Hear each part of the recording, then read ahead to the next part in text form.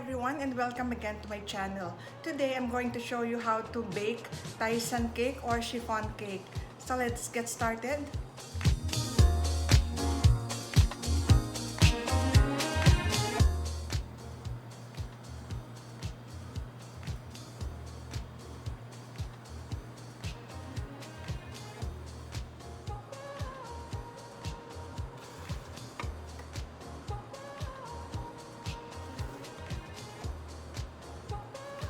The ingredients for making this cake are 1 cup flour plus 4 tablespoons, 1 teaspoon of baking powder,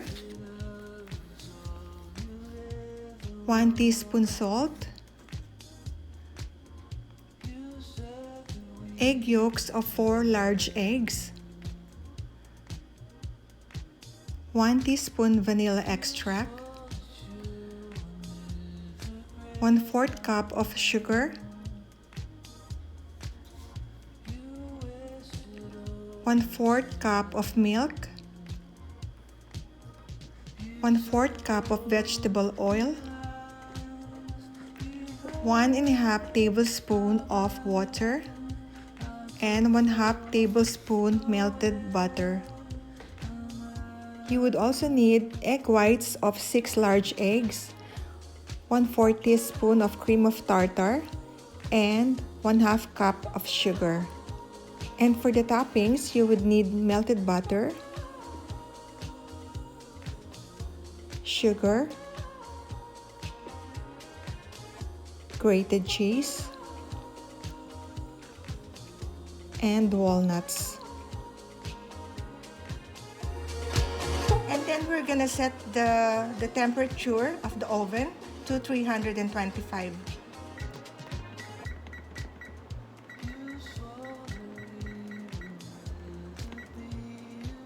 And then I'm going to put some butter on the sides of this round pan.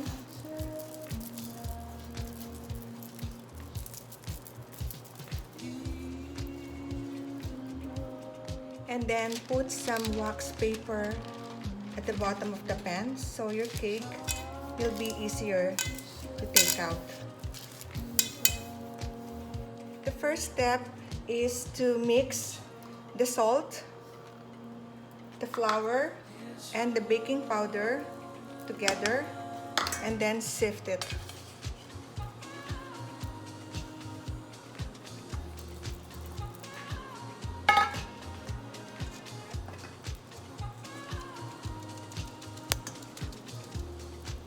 The reason for sifting the flour and dry ingredients is to make them looser and to take out the lumps as well.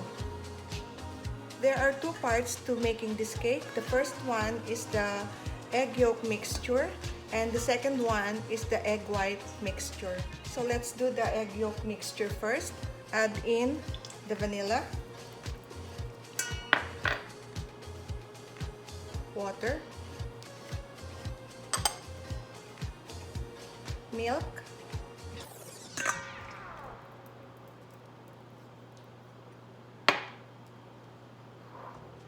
vegetable oil,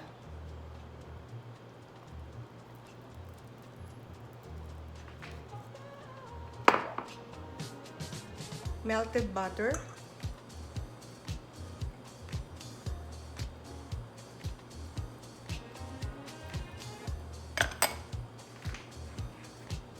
and the sugar.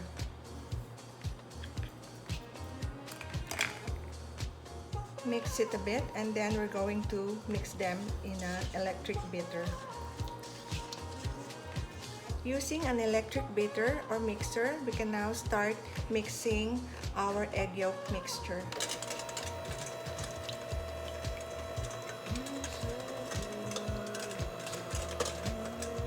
And then we can now start slowly add the flour.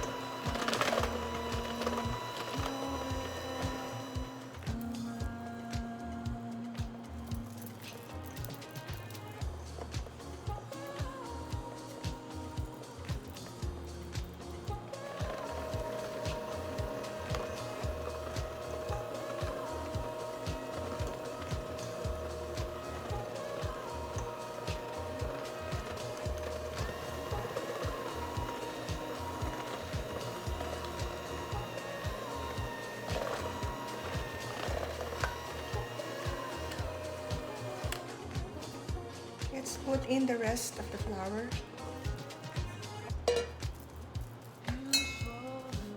Mix it until it is fully blended in.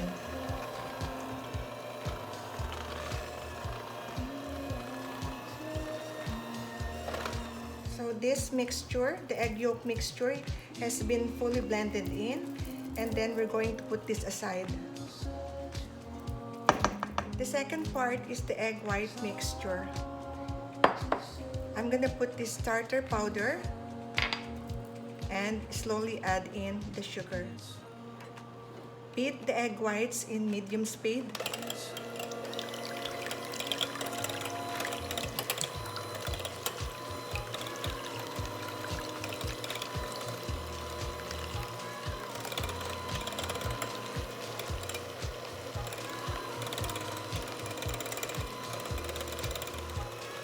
Add in the tartar powder.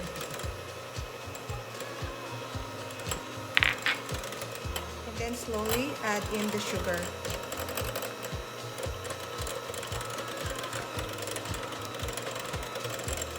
And then put it on high speed.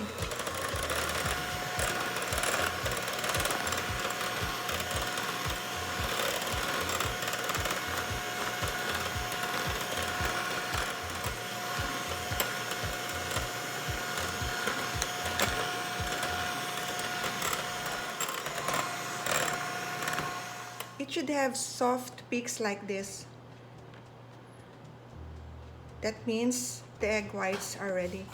Don't overbeat them, otherwise your cake will flop.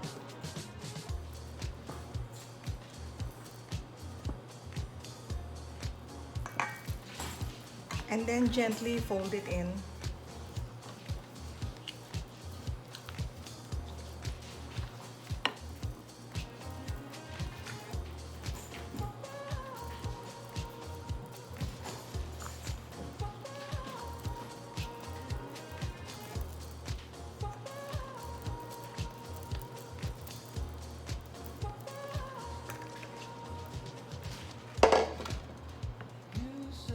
Keep folding it in until the mixture is fully blended in.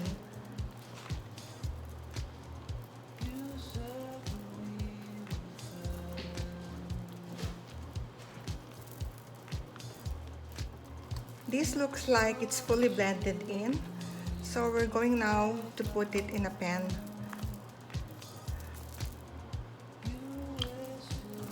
You can use a round pan like this. The size is 9 by 2 round pan, or you can use a loaf pan like this. It's just more high, and this is not as high as this one.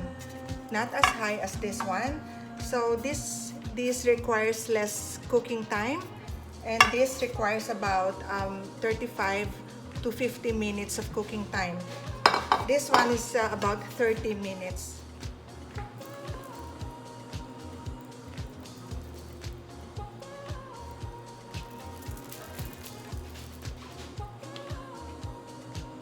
So we're now going to put it in the oven.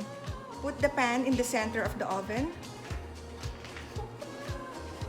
and bake it for 30 minutes.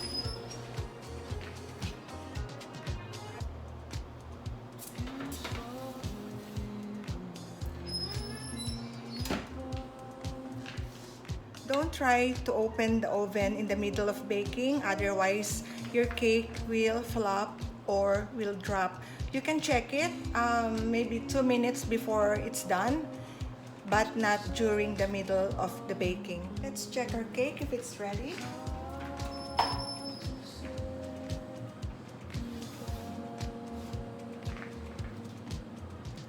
Let's check if it's cooked already. So cut through the cake. Cut it through, and if it comes out clean like this, that means it's already cooked. It's done.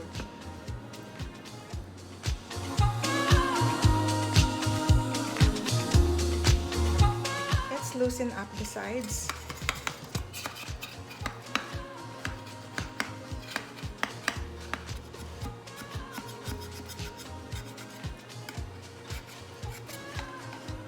We can now transfer the cake onto this board.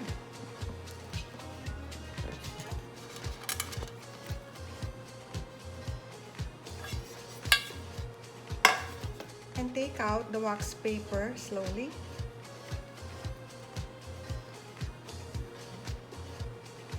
Set the cake up on this turntable, and then we're going to put our toppings. Brush some melted butter onto the top of the cake.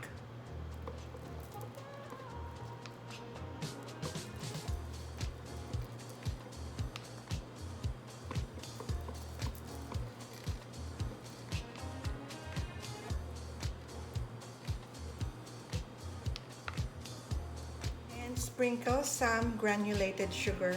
You can also put powdered sugar or confectioner's sugar.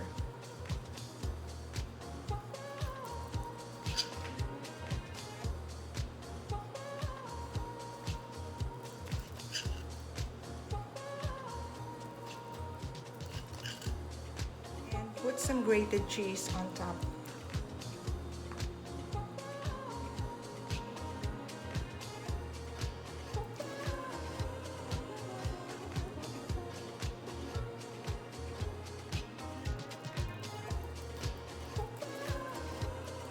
And we can add some crushed walnuts.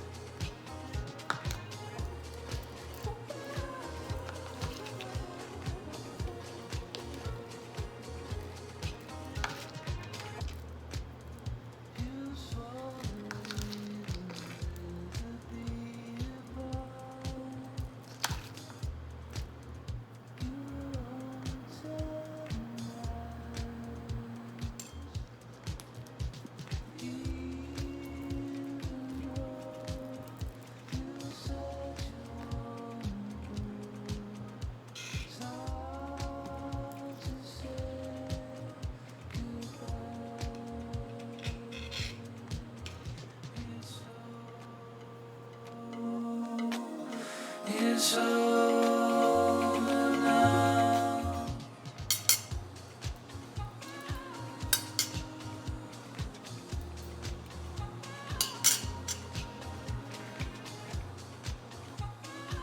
It's so delicious. You should try it.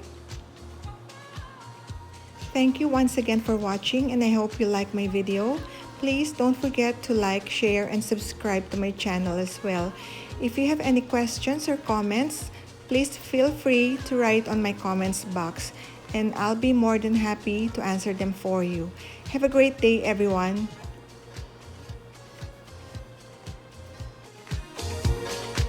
Bon appétit!